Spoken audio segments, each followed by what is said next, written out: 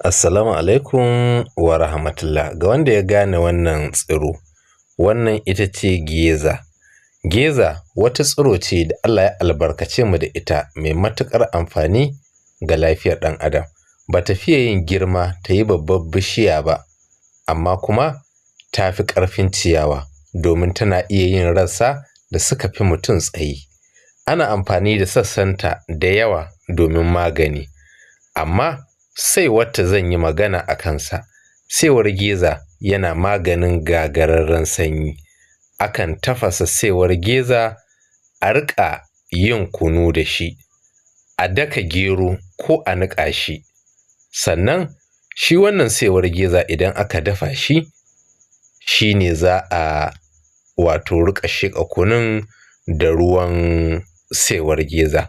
Yana da ƙarfin tasiri wajen maganin sanyi da ikon Allah. Assalamu alaikum wa rahmatullah.